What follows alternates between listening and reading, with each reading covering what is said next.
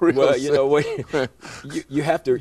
And I don't mean that disrespectfully, I know what you're but saying. you know, I know exactly just to be there. It's kind of like it almost means that you gotta be strange in reference to that. Just be standing up there every Sunday, right? Because people got that mindset as ministers, as pastors. Man, we got that mindset. You know that, man. You know, this is my ship. I'm at the helm of this ship. But you know, your ministry is only as strong as the people around you.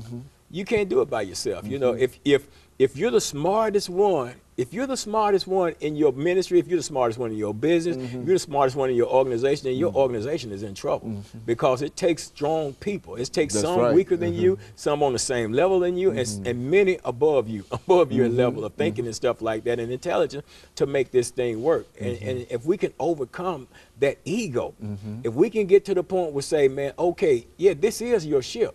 But let somebody help you drive it. Or this is your ship. Drive it over here and offload some of your cargo over here in terms of the programs that you're doing. You got something that's working and you got something that's effective and it's building your church. Not so much as building the number of people in your church, but building the quality of people that's coming to your church. Then you should be willing to share that. That's something that's worth sharing. Oh, yeah. I mean, if your true intent is to build the body of Christ, if your true intent is to build up, and see, our vision is to build up a people of purpose that live God, that demonstrate God's power by living godly lives. And we can only build up a people of purpose, Dr. Haney, is when we serve them, is we find out what their needs are, and then we develop things that meet their needs. I mean, in this recessive economy, look. Well, look, let's look at it from this perspective. I know one of the problems that you've always dealt with has been the issue of incarceration. Absolutely.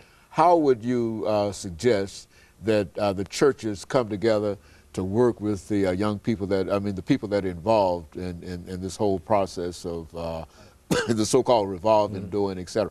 What should the churches collectively try to do in reference to that? Well, one thing we should do is take some of the resources, the funding that we're receiving, and fund something. You know what I'm saying?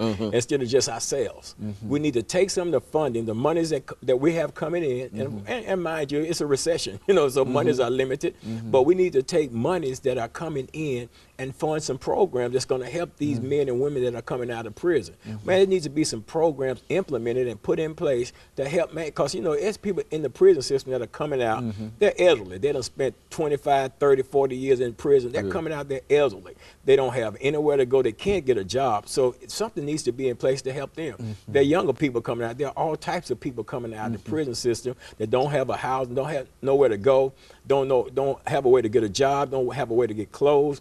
You know, why not have an expectation to look to those same people that come out there and preach the gospel to you while you're incarcerated? You should be able to look to those same people for some type of help and support. Now, the key to getting it done is not relying upon one church to get it done, but if we can come together as a whole, and if we can each contribute, see, we always asking people to tithe. So why don't we tithe into a ministry that we can have a pot, you know, that everybody can come and draw from and meet the needs of people, individuals in their community, where we can fund programs and stuff like that. Why go to the government, Dr. Haney, when you got all of these churches that can come together and take 10% out of their weekly offerings themselves and put it into a ministry that we can fund our own program. We can develop and create jobs for people coming out. I mean, we can do all kinds of stuff. Get people. We're the answer to the recession if we get busy and do it. If we'll get off our high horses and kill these egos and come together as a unit, then we are the answer. We can solve the recession because we're bringing in some monies. You know, again, you know, recession, money's slow because, you know, people are losing jobs. But at the same time, if we come together, then we can build up an economic base and we can really get out here and solve some problems. We can really get out here and meet some needs. We can stop some foreclosure. We can take some people out of tent city off of the streets and stuff and put them in some good, clean, healthy, wholesome housing and stuff. We can be able to set some families up, man. It don't make sense, Dr. Haney, for all these churches to be around here and women out there in tent city with their children, man, standing out in 30-degree weather, man, when all these churches around here and all we have to do, Dr. Haney, has come together as a unit. We see, because we're so caught up in looking at how we can do it ourselves.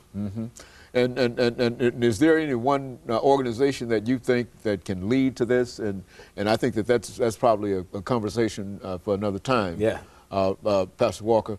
But let me thank you for coming by and giving us that excellent information in reference to what are some of the possibilities, even though, and I think we have to always start with the possibilities before people become convinced that they ought to become involved with it. But I think that you have a passion for it, and I think that it makes sense to me.